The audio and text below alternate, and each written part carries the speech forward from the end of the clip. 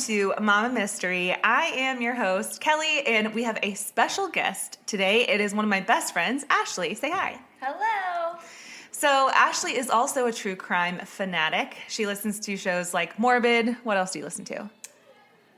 Reverie True Crime is a new one that I've been into, and Generation Y is another one of my favorites. Nice. I'll have to check those out because I haven't heard of those. But yeah. So just fair warning, there's like 7 kids downstairs. There's a very good chance we're going to get interrupted. And if that happens, we're just going to deal with it because this is called Mama Mystery, not single person with no kids mystery. So here we go. Today we are talking about Susan Smith. This case was recommended to me by one of our listeners, so thank you so much for that, Tiffany. I love getting recommendations from you guys. I really appreciate the engagement, so send them my way. All right, so Susan Lee Vaughn was born September 26th, 1971 in Union, South Carolina, to her parents, Linda and Harry Vaughn. She was their only daughter. Her mom was a stay-at-home mom, and her dad was a firefighter. When Susan's parents met in 1960, they were pretty young. Mom Linda was only 17, but she was actually pregnant with another man's baby at the time. And Harry was only 20 years old. So they ended up getting married before Linda gave birth to the baby. What? That wasn't even Harry's. That's all right. And they named him Michael. And then they ended up having Susan in 1971, and then another boy named Scott after that. So growing up, her parents were often pretty violent with one another. Apparently, her father was an alcoholic and would become so enraged that he would threaten to kill Linda and himself more than once. So the kids lived in constant fear of what might happen to their parents and them. And I'm pointing this all out because the common themes in these episodes is that most of these stories start out with a less than ideal childhood, and Susan Smith's case is no different.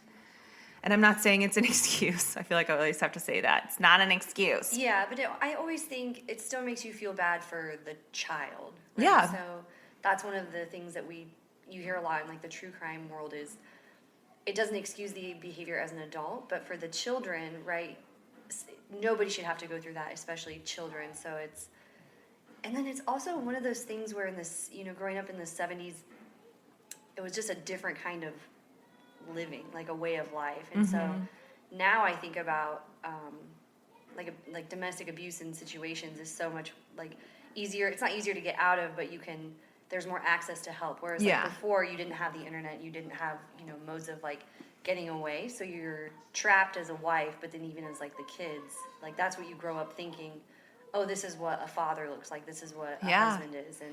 And I feel like even then divorce was still pretty taboo, and so like I feel like for a lot of women or just couples, divorce wasn't really supported then, so like families and especially super religious families would like really detest divorce and make you stay no matter what the situation. Well, in her things mom, are a lot different now. Wasn't off to like a great start. Yeah, she was knocked up with somebody else's baby and got married. So so these aren't good examples. Trapped. Yeah, just being trapped, like being trapped in a situation and feeling like, well, this is the situation that I'm in. So. Yeah. So when Susan was 6 years old, her parents finally decided to divorce. Susan's dad didn't take this very well. His drinking spiraled out of control, and about 5 weeks after the couple split, he tried to take his own life. And this story is super sad. Apparently, Linda and Harry got into a really big fight that night, and police were called. And Harry begged them to take him away because he was afraid of what he might do to Linda or himself. But the cops didn't take him for some reason, even though they witnessed him hitting Linda and breaking a window. What? So that night, Harry shot himself, but he didn't die right away. He ended up calling 911, and he was taken to the hospital where he later died while they tried to save him. Oh, my goodness. Horrible. And she was only 6 at the time. And, God, that's so heartbreaking to, like, try to take your own life. And then the fact that he called 911, like, he was maybe trying to live, it's just kind of super sad. Well, they talk about, like, when people survive, like, jumping from, like, the Golden Gate Bridge. Yes, the and instant as soon as regret. they jump, and so it makes you wonder if he just wasn't stuck in, like, a vicious cycle of, like, having mental health issues. Yeah. And Yeah. Yes. And it's become a Terrible. common theme throughout the whole story that there's a lot of like depression, suicidal tendencies, like mental illness throughout the whole family. Yeah, and I think too, it's one of those things where we always, maybe in true crime too, especially, like there's always like this moral absolutism, right? That so if you're an abusive husband, then you are always bad, and just but it doesn't warrant like a death sentence, right? So it's one of those like really really sad situations, and then like on the flip side, like when people murder their kids, I'm kind of like, well, Some things are just unforgivable. Yeah, no, it's crazy. And this story continues to get more and more twisted, and the web continues to grow. So we'll just keep going. So this affected Susan very deeply, of course. Susan fell into a deep depression of her own, and people associated with Susan remember her as being just a very sad, disconnected girl. Her older brother also tried committing suicide at one point. So this whole family is just like riddled with trauma. That is except for Susan's mom, Linda, who almost instantly remarried when the divorce with Harry was finalized. What? She married a man named Bev Russell. Beverly was his name, but they called him Bev. So Bev Russell owned his own appliance store and was an executive member on the South Carolina Republican Party committee. And he was also a Christian coalition leader. So this guy was like quite the opposite of Harry in terms of financial success and like public leadership. He was considered a pillar in his community and had a lot of money and influence.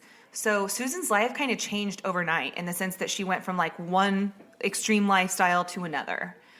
So we're going to fast forward about 10 years now. Susan is 16, and there's a story that alleges that Susan was laying on the couch one night with her stepdad, and she fell asleep with her head on his lap. And when she woke up, Bev was fondling her breast and genitals, and she pretended to be asleep while this was going on. Like, it woke her up, but she pretended that she was still asleep. And this obviously bothered her so much so that she did file a complaint through the Department of Social Services, although no charges were ever actually filed. And she told her mom and guidance counselor about it, but again, no charges were ever filed. And she was how old? 16. She was, okay, oh my God. So her mom kicked Bev out of the house. Apparently some deal was made with Susan, and the details of this deal were never made public. And eventually Susan's mom, after like some agreed upon counseling, allowed Bev to move back into the house. And unfortunately, Susan was chastised by her family for coming out about this affair and bringing it to public light. And Linda, her mom, seemed way more concerned with how this would affect their reputation rather than how it would affect her own daughter. And that like blows my mind. Yeah, that every time I makes me hear really something sad. like that, it's actually pretty common, which just blows me away. If someone laid a hand on my daughter, I would be in jail. Yeah, absolutely. But she kicked him out. That's the other thing. It's one thing to say, to totally deny it from the beginning, right? To say, nope, your child is lying, which I would never ever believe that. Even if they were, you would still go because I would just take their word for it. Yeah, period. you can't risk that. Yeah. But to kick them out and then go through therapy to take them back, it's like, that's kind of like reverse therapy. I feel like that's not where you were supposed to get, right? Yeah. Is that wrong? Like, I feel like what therapist in their mind is like, oh, well, yeah. Let's do a couple sessions. Yeah, molested your daughter.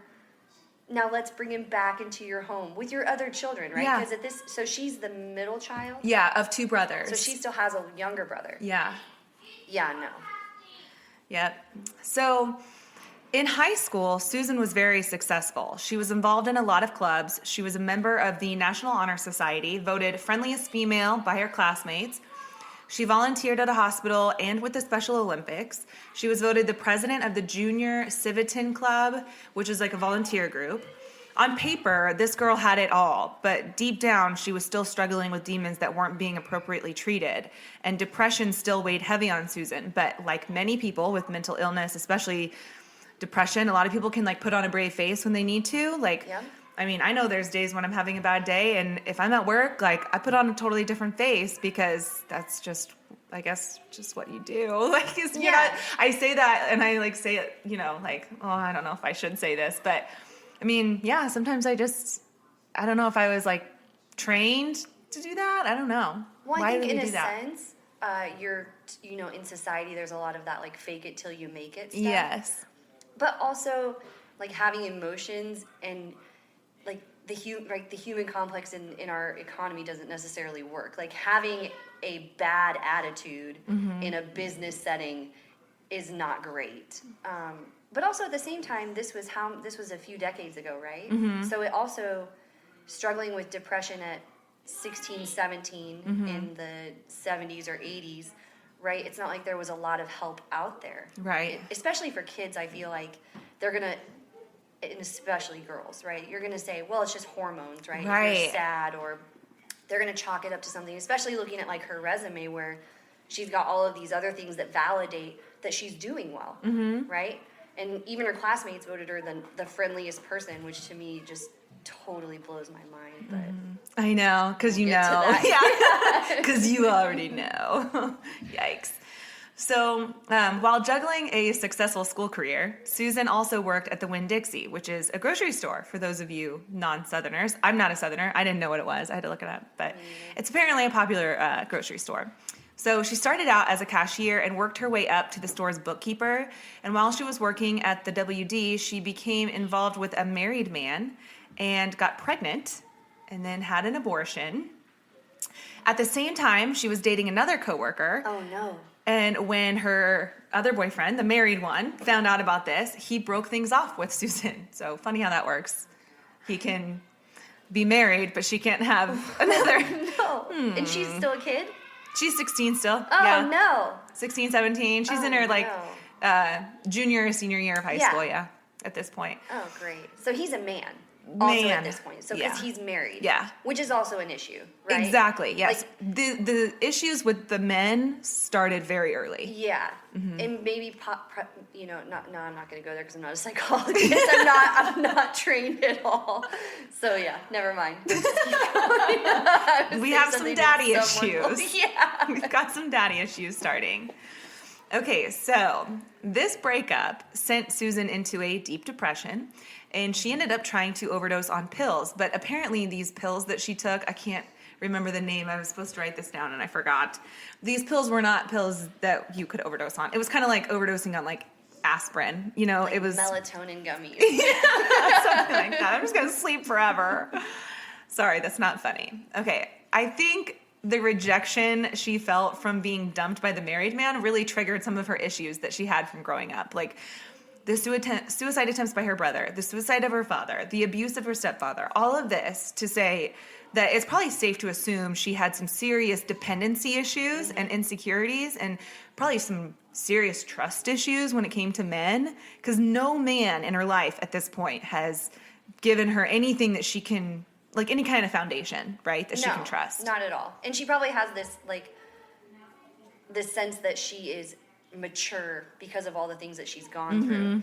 And she probably gives that off. off. She has this other married guy who's gonna tell her that, or like he's gonna say, "Yeah, you're so mature for your age." Oh, yeah. When in reality, we all know that that is not how it is, right? Like you So gross. are not mature for your age at 16. He is just scary, and stay away. Stay away. Stay Abort. away if you're Abort. listening. So now it's 1989, and Susan is a senior in high school, still working at the Winn-Dixie, when she meets another coworker, David Smith. David actually had a fiance at the time, but I don't think that's ever mattered to Susan in the past, so it didn't stop her from pursuing him. And ultimately, after having a sexual relationship with Susan, David finally broke up with his fiance so that he could be with Susan. So the seriousness of David and Susan's relationship was really debatable in the beginning. Susan, I think, thought that the relationship was way bigger than it was. That doesn't surprise me at all. I think I'm just going to say this, she had very grandiose ideas of like what relationships really were. You know, like Sure. there was a big disconnect between reality and fantasy Yeah. in her mind, I think. So meanwhile, David was not taking it very seriously and admittedly was a bit of a player. And he's an 18-year-old boy, so I don't find that all that surprising that he's like not taking a relationship seriously. Not to say that that's not disrespectful. It's super disrespectful, but, you know. Yeah, but if obviously there are two you're different screwing pages. around on your fiance, like you're not taking that relationship seriously. True. You're probably not going to take the relationship with the booty call that Yeah. much more seriously, right? Yeah. Yeah. If he'll do it with you, he'll do it to you. Yep. That's a Dr. Phil quote. Love me some mustache Dr. Phil. So in 1991, Susan ends up pregnant. They decided to keep the baby and get married, but Susan wasn't super excited about this. She felt like her whole future and life had been just a bit derailed. None of this was really what she had planned, and she had a hard time accepting this as her new reality.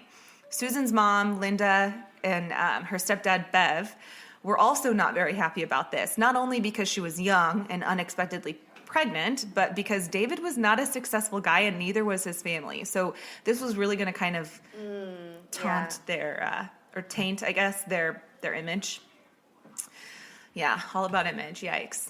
So something worth noting here is that Susan and David ended up getting married only 11 days after the death of David's brother. Not a great start to the marriage. None of this is a great start to any marriage, but 3 months after they get married, David's dad attempted suicide, and Susan was the one who found him. Oh, no. I know, so it's just like one thing after another. So in October of 1991, Susan gives birth to their son, Michael. Their marriage at this point had a super rough start, and after having Michael, it obviously wasn't going to get any better. David was not getting along with Susan's mom, Linda, who was apparently super overbearing when it came to raising Michael, and she also would lend Susan money often, and I think Michael found that really like demeaning as a man that, you know, her parents were constantly billing them out, but Susan had a problem with spending money because I think she had become accustomed to this lifestyle with Linda and Bev. Oh, sure. And like couldn't reel it back. So that was another thing that their relationship like took a hit for. So David and Susan still worked together. And at this point, David was Susan's boss, which created some serious issues. And I mean, it's hard enough to be in a marriage that's struggling, but now you've got to work with that person too. They probably have like no time to themselves as individuals. It's got to be so suffocating. Like, when do you have a chance to have some peace when you're like living together and you're working together and you just freaking hate each other? Like, And you have kids. And you have kids. So you have kids. So soon, rumors of infidelity started to swirl on both sides, and they'd often break up and get back together, and this relationship was just toxic. So by 1992, they've both been having extramarital affairs, but Susan becomes pregnant, apparently with David's baby. So they make the choice to stay together and work on their marriage. But while Susan was pregnant, David continued having affairs, and one of them was with someone they worked with at the Winn-Dixie. So in August of 1993, Susan gives birth to their son, Alex. And once again, David and Susan make the choice to stay together for the kids, but that lasted about 3 weeks. This time, David moves in with his grandmother, and Susan gets a new job as a bookkeeper at the largest employer in the area, Conso Products. Eventually, she was promoted to the executive secretary position for the president and CEO of Conso, J. Carey Finley. And how old are they? How old is she at this point? Is she like 21? So this is in, 1993. So, yes, she's like 22. She's really young. So they're both still really young, right? Oh, yeah, they're still both really young. And they're acting even younger than their actual age. Yeah. Like the constant getting back together, involving coworkers. It's just so much drama. Like the constant. Especially coworkers that you both work with. Yeah. And like, yeah, it sounds like a middle school Yeah, it relationship really does, is what yeah. it sounds like. So this promotion eventually led Susan to meet the CEO's son, Tom Finley. And in January of 1994, Susan and Tom began dating. But for whatever reason, Susan went back to David again for a few months. And naturally, this didn't last, and she ended up getting back with Tom. It's a very much back and forth thing. What drives me nuts is that they're ping-ponging between a bunch of people. Like, how do you just keep doing that? With like, children. And there's children involved. Yeah. Yeah, Oh it's my not that they're goodness. just breaking up and then getting back together. Like, they're going with other people and then getting like, I don't know. It's crazy. And multiple times. It's obviously just crazy. And did they get divorced, or were they? They did. Yeah, they got And then divorced. they would just get back together? Or they were, at least were separated. Right. But yeah, and then they just kept getting back together my and then gosh. splitting up again. It's like, and the thing is it's so public. It's not even like this private thing that they're going through. It's so public. Yeah, I'm sure Bev loved that. Oh, I'm sure. Old Bev. Ew. Gross. Anyway, so Did anything ever, before we go on, did anything ever happen to him? Like, was he ever yes. legally in trouble? Well, are we going to get to that later? I'll get to his involvement later. Okay, Because cool. their relationship wasn't over at this point. I'll just say that. Are you serious? Okay. Yeah. All right, keep going. Sorry. So, Tom and Susan date for a little while, but Susan seemed to think that the relationship was way more serious than Tom ever did. Are we shocked? No. And I just have to take a moment to recognize the fact that at no point in Susan's life has she ever had a stable, healthy relationship with a man. This woman did not seem to stand a chance when it came to dating or relationships. And I'm not saying it's her fault or anyone else's. It's just, this is not working out for her.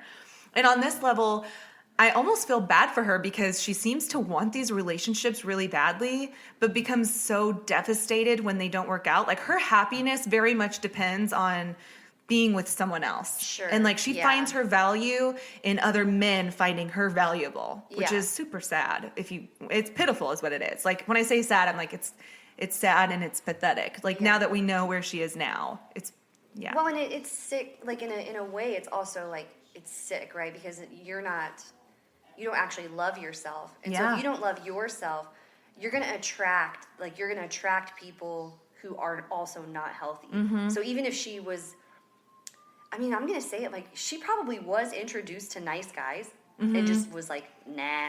You know what I mean? 'Cause Yeah. it was either like the money or the prestige wasn't there. Oh my gosh, girl, just wait. The words you're saying are like written in the future here. It's so crazy.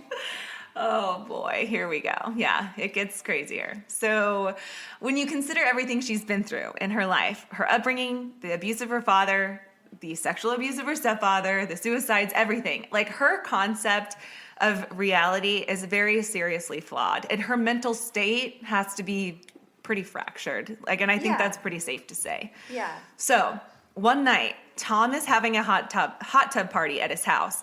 And during this party, Susan kissed another man in the hot tub, which effectively severed her relationship with Tom, the CEO's son, the wealthy, nice guy. So it wasn't Tom or David. It was another No, random it was person. some other dude in the Oh, no. freaking hot tub.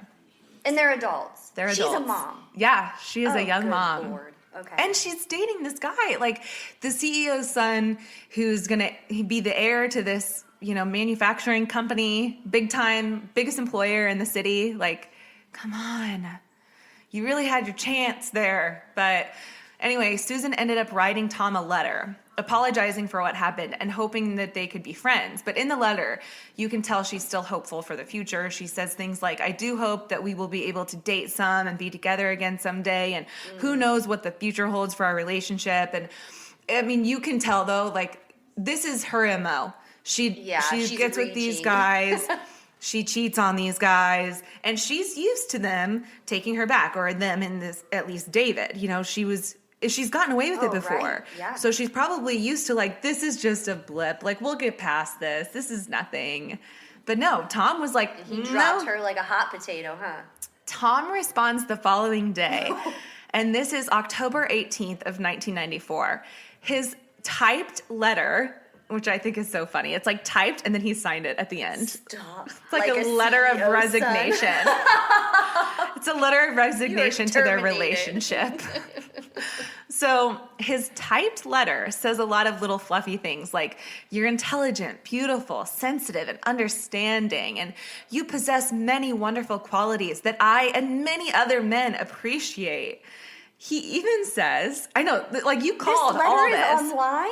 No, this letter was, the whole thing. Oh my goodness. I Like, picked out the best parts. So does she like keep this letter? Yes, and I'll tell you how it was found later because Okay. it's involved later. Oh, this is nuts. So this is from the real letter. This is from the actual letter. He even says, quote, "You will without a doubt make some lucky man a great wife, but unfortunately it won't be me." Yeah. Quote. See End ya. quote. At this point, the fluffy stuff takes a turn when he says, quote, "Susan, I could really fall for you, but like I have told you before, there are some things about you that aren't suited for me, and yes, I am speaking about your children." Oh no. Dagger to the heart. Are you serious? That is so shitty. Like, you did not have to It say has that. nothing to do with her bad behavior. Like, don't blame her kids. Yes. Blame her, like, making out with some other rando in Yeah. your hot tub. So he does. He goes on to call her boy crazy. And then he says, quote, "If you want to catch a nice guy like me one day, you have to act like a nice girl. And you know, nice girls don't sleep with married men." End quote. It's like, ooh. I mean, he's kind of right. Mic drop. Like, oh, God, that had to hurt. That had to hurt. Like, I'm sure I'm not saying he's wrong, but oh my God, if I got that letter from someone that I was so in love with, oof, that would hurt. That would hurt in so many ways. From starting out with like, you're so intelligent and sweet and you possess all these great qualities that I could have loved if you weren't, born from white trash and have children from a marriage that didn't work out. Like, because that's essentially what he says too. He's like, our circumstances are totally different and the way he was raised was so different from the way she was raised. And he also is, like, whether or not he would admit it, because he probably wouldn't because of egos, he's hurt. Oh, right? I'm sure. I'm So sure. he's gonna like twist where it hurts the most. Yeah. Right. So he's gonna bring up Misery loves company. like don't bring up stuff you cannot change, right? Like Right. as a person, like, okay, well, she can't change that she's a mom. She can't change that she grew up, poor. Mm-hmm. She can change that, she's a little slutty, but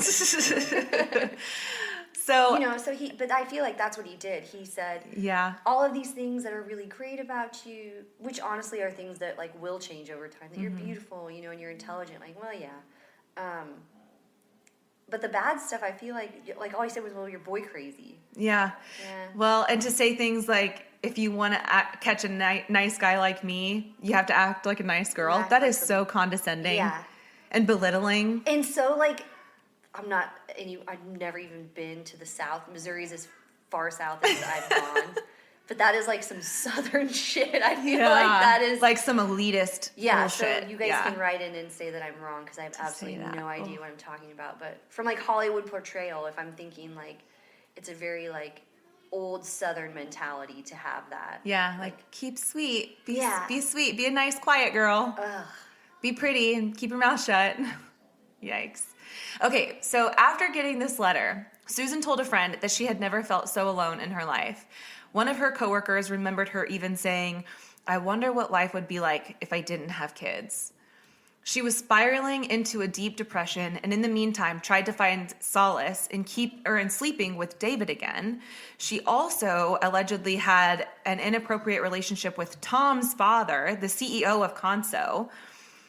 And she also admitted to sleeping with her stepfather, Bev, again. What? The way she was choosing to cope was by getting in bed with a variety of people so she wouldn't have to be alone, I guess. Oh, and she was just like sick. Like she was definitely just, she never ever healed from like the sexual abuse of being a child, ever. Like that to me is very evident. Yeah. And so I feel like as a child being molested, she sought validation the only way that she knew how, which would have been through, okay, I'm going to get good grades, and I'm going to be a people pleaser, and I'm going to be mature, and then also I'm going to use my body to get people to love me, because that's really what she wants. Yeah. What she wants is somebody, maybe, a man. I shouldn't speak for her, but what I would say is that, like, that's what I would want, right? Like, I would just want somebody to love me, like, but purely for me, and, when you're sick like that, I feel like, she has like serious trauma. Yeah, very serious. So she's sleeping with her ex-husband, her ex-boyfriend's dad, Or she said that anyway. and her stepdad. And her stepdad. Yeah. Within like the week apparently that this happened. While she has her children still. Yeah. Yeah. Yeah. And she's, obviously struggling with the rejection of the one man she really wanted to be with. And Yeah, I mean, she kind of like dug her own grave there because she kissed another guy. Like, you can't be unfaithful and expect, this guy, like, you guys are just dating. Like, I mean, I don't know. It's just her, like I said before, like, her concept of reality is just very, very seriously flawed. So on October 25th, 7 days after Tom gave her that letter, Susan was beginning to unravel at work. She was obsessing over the letter that Tom sent, and she was not handling the rejection well at all. As the day progressed, she became more and more emotional, so she asked her boss if she could leave early. She picked up her kids from daycare and brought them to a local tavern that apparently her and like a lot of coworkers and friends kind of frequented, so that she could talk to one of her friends there about Tom. And apparently, in an attempt to garner sympathy from Tom, she told him about the affair she was having with his dad and that she'd also been sleeping with her stepdad. She told him that David, her ex, was threatening to bring all of this up in court during their divorce, like in an attempt to embarrass her. So she was venting this to this friend that she was worried about Tom's reaction because apparently it backfired, as I mean, I would expect it to. Yeah. If she goes and she's like, listen, there's all these other things I'm worried about, like me sleeping with your dad and my ex and my stepdad. He's probably just like, what the fuck? Listen, you gotta go. You need to go. I signed my typewriter letter. See you Yes. later. Yeah, she is, she sounds absolutely delusional. She's losing it. Yeah, big time. So then Susan went back to Conso with her kids in tow and asked a coworker if she would watch the kids for a minute so she could go into Tom's office to let him know that she lied about the story about her and his dad. So, like, whether the story is true or not, I don't even know. Because she's saying that she said it, but then she's saying she lied about it. And I'm like, are you saying you lied because it backfired? Or, and like, was it ever really verified? True? Yeah, yeah. No. And honestly, the information on this case is kind of hard to find unless you actually buy the books about the case. Sure. It's odd that there's not just more info on the internet. But anyway, according to this friend, Tom was quick to get her out of his office. He wanted, she almost spit out her drink. He was quick to get her out of his office. I kind of imagined the same thing. Just this guy, like, get the fuck out of here, crazy lady. Like the big, like giant, like Wall Street, like white glass, like chewing, like, this like, she was just at the tavern, right? So she's probably a little bit like loosey-goosey. Yeah. She's definitely a mess. Total mess. She's probably just like a blubbering fool. And yeah. He's like, listen. Not here. Not now, Susan. Gosh. Get this out of here. You're scaring the kids. And she's worried about being embarrassing, but she just keeps doing things that are going to cause her embarrassment. Right? Yes. I mean, it's just like the desperation is... Yeah, beyond. So, anyway, it was definitely over. So she took the boys home, she made them dinner, and called a friend at that same tavern to ask if Tom was there or if he'd said anything about Susan. The friend confirmed that, yes, Tom had been there, but he did not say anything about Susan. Probably not anything good. I mean, yeah. I wouldn't want to know anyway. Right. So between 7:30 and 8 that night, she put her boys back in the car. She said she thought that a drive through the countryside would help her clear her head. She then stopped at a local Walmart to do a little shopping, and then after that headed to a friend's house, but she never made it there. According to Susan, she was stopped at a stoplight when a black man broke into her car with a gun in hand and said, "Drive or I'll kill you." So Susan did what she was told. They drove around for a little bit away from downtown Union. She said he pressed the gun against her ribs, and the boys were in the back crying. They got near the entrance to a park to John D. Lake when he told her to stop and get out. She said she pleaded for her kids, but the man pushed her out and drove off. Susan says she then walked to the nearest house that she could find to call for help. The police immediately began investigating the case, and David rushed to be at Susan's side. By the next morning, news of the kidnapping engulfed the town and beyond. Everyone was searching for these kids. David and Susan were questioned relentlessly so the cops could gather leads to where the kids might be, but one of the bumps they ran into was Susan's description of the kidnapper. She said that he was, listen to this, she said that he was a black male, 30 to 40 years old, 5'9" to 6 feet tall, 175 pounds, with dark hair, dark eyes, and a medium build. So the cops It's like recognized. every average dude ever. Yes. Like, wow. Yeah, that's That's like, really like a sim demo. You know, like the Sims Yes. game. Like that's what she just built for the cops. Like the guy is just like the sketch artist is like the sketch artist said it took him half the time it normally takes. he's like, well, here's your generic dude. Here's your generic Like, black add dude, I guess. features. Like, what the? Okay. Well, and I'm sure it's one of those things where like she's in the South and it's gonna be, you know, she's gonna create this story. Yeah. You know, like people do because like racism is just real strong, and she's gonna use that to, Yeah. you know, instill fear Yes. into the community, and people are gonna And to make it so her. Yeah. believable because Which you're is just making it so. such bullshit. Exactly. It's sick. It's really sick. Especially when you find out Yes. what happened. It angered like, a man, lot of people. F you. Yes. Like that's like that kind of stuff just really pisses me off. Like, Yes. yeah. So, anyways, okay. Yeah, a lot of people were super pissed. About to get angry, by the way, just so you know. Oh, it's just beginning. Now it's really starting to get dark. So the cops recognized that the description was super vague, but they were stuck between a rock and a hard place. On the one hand, these kids' lives are allegedly at stake. But on the other, if it's not true and they're searching for a man that doesn't exist but profiles a large part of the community, then that's really troubling as well because you're pissing off a lot of people by like basically villainizing this group, right? So Susan and David both started doing TV interviews almost immediately. And with that, people started questioning Susan's sincerity. She would appear to be crying, but she didn't shed any tears. And on the second day of the search, Susan took a lie detector test and failed. In an attempt to get a confession out of her, cops started placing blame on her and accused her of having something to do with their disappearance, but she maintained that she didn't and reportedly got really belligerent with the cops at that point. So they knew they had to back off if they wanted her to keep cooperating. So they called it like a chess match. So Sure. Yeah. yeah, they definitely had to tread carefully. So meanwhile, while the search went on, Susan and David stayed at Beverly and Linda Russell's. At one point, Susan turned to David and said, "Listen, Tom Finley might come and see me. If he comes down, you can't get mad or anything. I don't want you two to get into a fight." Are you serious?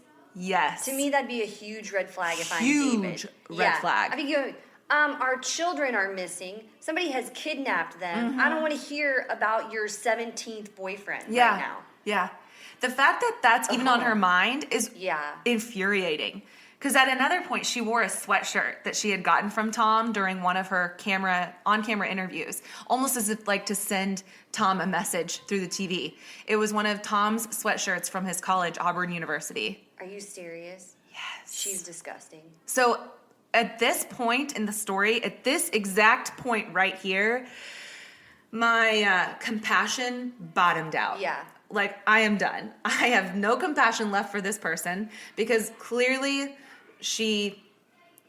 her priorities lie in her relationship with Tom and not in the relationship with her children. And they're very selfish, right? It's about what she wants, and that's it. It has absolutely nothing to do with anybody else and how they might feel in a situation. Yeah. Even because she's cheating on everybody. Yeah. But in like the worst, as a parent, the worst imaginable situation possible, right? That somebody has taken your children, and that's what you're thinking about. Yeah. And you're hoping that this guy might come be your knight in shining armor. Yeah. That this will bring him back to you. That, he'll feel sorry. Not only will he come back, but he'll feel sorry for me. It's fucking Yeah. sick. I would like to punch her in the face. Yeah. Yeah. Wow. So, divers descended on the John D. Lake where Susan last reported being with her kids, like physically. But the divers only went out about 100 feet out into the lake and found nothing. The FBI searched Susan's house, but came up with nothing. Investigators went to the Walmart that Susan says she shopped at, but greeters didn't remember seeing her. They also questioned her friend that she was supposed to see that night, but the friend told them that she had no such plans with Susan, that she wasn't even home that night.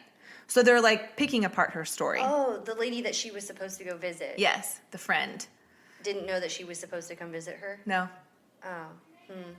Like, that's pretty stupid. If you're going to create an alibi, at least let the person in on it. Little by little, police are growing more and more suspicious of Susan's story. You know those like true crime things where it's like eating popcorn on the couch and like left a fingerprint. Like, You dumbass. stupid bitch. That's us right now. Yes. Okay, so anyways, but she does suck. She Okay. sucks. So on the 8th day of the search, police confronted Susan with some cracks in her story. So she altered her story to correct those errors. She told investigators that she was at a stoplight at a certain intersection with Monarch Mills Road, and that no cars had been around to act as a witness. But that particular stoplight will only turn red or green depending on the traffic. So if there were no other cars around, Susan should have had a green It would've light. been green. Yeah. Oh my gosh, are you serious? So she changed her story to say it was actually at a stop sign. Yeah, well, you're buried now, lady. So on the 9th day of the search, Susan and David were on a major news network, multiple actually, in the morning, pleading their innocence and begging the community to continue searching for their kids. Susan at one point in the interview says, quote, "As a mother, it's your natural instinct to protect your children. And the hardest part for me as a mother is the not knowing if your children are getting what they need to survive." Later that day, Susan went with police to a nearby rec center of a church, literally that same day. They sequestered her into a windowless room and interrogated her once again. And this time they got really serious with her. And they were like, look, your story makes no sense. Here's all the cracks, and we've, broken it down. We know you're lying. And it was in that room around 2 p.m. on November 3rd, 9 days after her boys were allegedly kidnapped during a carjacking, that Susan finally confessed to the truth. During the interrogation, Sheriff Wells told Susan he didn't believe her story, so Susan asked him to pray with her, and afterwards she started crying and began telling him how ashamed she was. She asked him for his gun so that she could kill herself, which of course he didn't give her. And then in her written confession, she said, and I just picked parts out of it because that's also online. Right. "When I left my home on October 25th, I was very emotionally distraught. I felt I couldn't be a good mom anymore, but I didn't want my children to grow up without a mom. I felt I had to end our lives to protect us all from any grief or harm. I had never felt so lonely and so sad in my entire life. I was in love with someone very much, but he didn't love me and never would. I had a very hard time accepting that." She goes on to say, "When I was at John D. Lake, I had never felt so scared and unsure as I did then. I wanted to end my life so bad and was in my car ready to go down that ramp into the water, and I did go part way, but I stopped. I went again and stopped. I then got out of the car and stood by the car, a nervous wreck. I dropped to the lowest when I allowed my children to go down that ramp into the water without me, and I took off running." End quote. So that was part of her confession. So, Which was still all about her. It wasn't about Right. like those babies. I mean, the thing that pains me about stuff like this is how scared and how oh frightened my gosh. those children were like in their last moments, Yeah. right? And this is why like kid cases are just they're awful to listen to. Mm-hmm. And it's like you can like making light of like other situations, but then when it comes down to it, and I think about even like my son who's 4, when he has a nightmare and he's screaming for me, in the middle of the house, like how just immediately everything in my body is like, how do I protect you? And I'm right there, and it just is like I don't even know these children, and all I think to myself when I hear stuff like this is, I just wish one person would have been around Yeah. to save them, right? And then how cowardly it is of her to say, oh well, and then I was trying to kill myself, and I was hurting, and I was dumped, and it's like Yeah. so drop your kids off with Nana, Yeah. and go have a moment, Yeah. right? Like all of these killer moms, I feel like they have this common theme where it's like, instead of just like, if you don't want your children, like, guess what? There are places and people who will take them. Yeah, and do a damn good job. Yeah. Why do you think that they have to survive only with you? Like that they can't survive with someone else?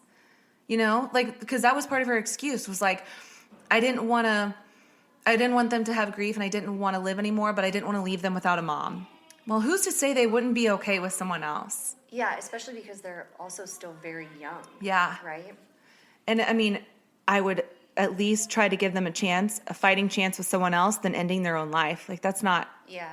And so that whole like situations like this, and Kelly and I were talking before.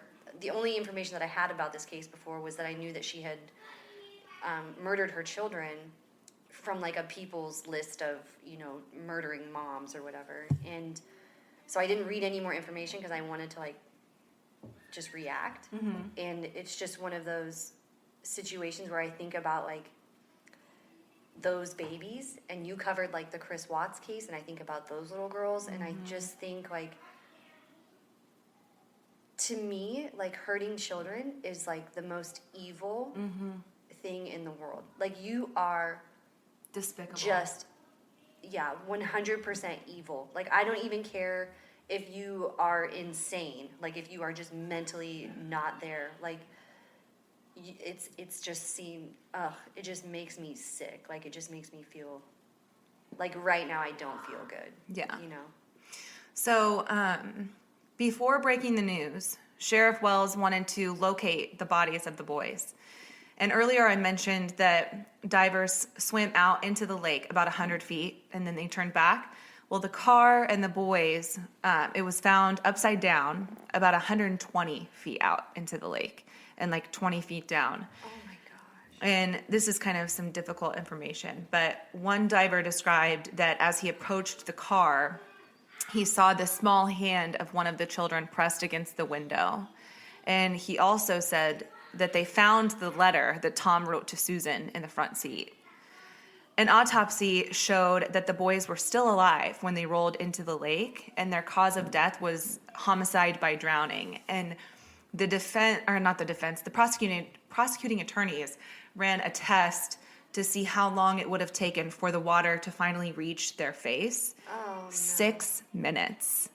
So 6 minutes from the time that the car entered the water to the time it would have gotten up to their faces was 6 minutes. That it gives me chills, but like the worst type of chills to think of that long they're trapped in their car seats.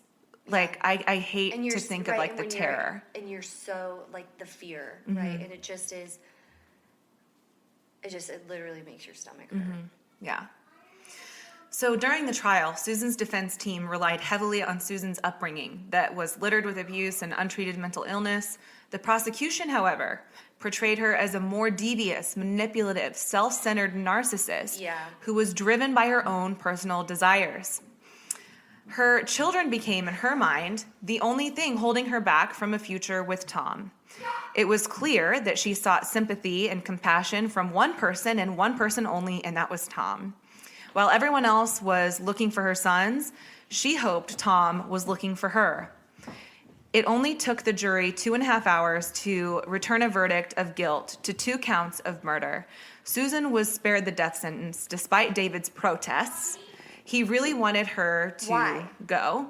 Did she get a plea deal? Like how was that not on the table? It was, and I don't know why it was, like I don't know how she got life versus death, but I do know that David really wanted her to die for what happened, and I can't blame him. Yeah, I mean she should. Yeah, this is one of those situations where also like the death, like capital punishment. I'm kind of like, I don't know. With people who are put to death who are innocent, right? We find out later through like DNA. And then there's like stuff like this where I'm like, this is very, very black and white for me. And I'm one of those people, she should have just been like shipped to the front of the line. Yes. You get the express lane. Yes. Like, you awful woman.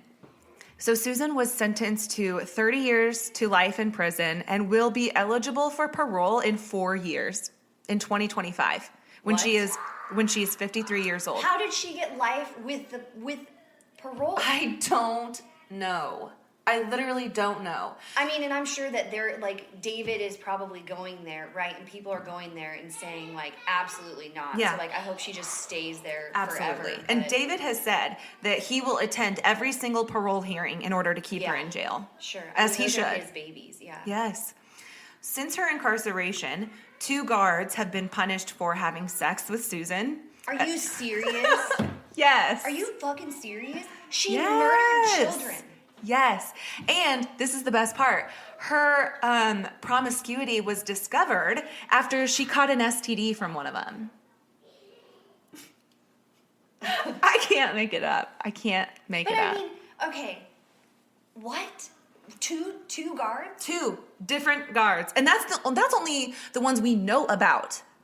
There's probably more. So she's literally in prison doing the same shit that she's Yeah. always done. Yep. Like getting her jollies on. I'm sure that she's going through the same emotional like turmoil and BS that she puts herself through. Like, oh, poor me. Mm-hmm. Roger, the security guard, won't talk to me anymore because he doesn't want to lose his job or some crap like that because she's absolutely insane. Are you serious? Yeah. And then on the other hand, like, what is wrong with those prison guards to sleep my with somebody gosh. who's murdered their children? Who sent her kids careening into a lake. So they- into a fucking Yeah, I lake. just- Insane. So how does she even have an option to like have parole when this is the behavior that she's practicing? I have no idea. I say it every episode. The justice system is so very flawed. And that's all I can say. That's all I can chalk it up to. It's just so flawed beyond measure. So in 4 years, 4 years, in 2025, when she's 53 years old, she'll be eligible for parole. which sucks because if she gets out, like there's still a lot of life left for her to live. I know. Right? Like she needs to just sit in there and rot. Yeah. Yeah. And her kids were only 3 and 1.5. Sick.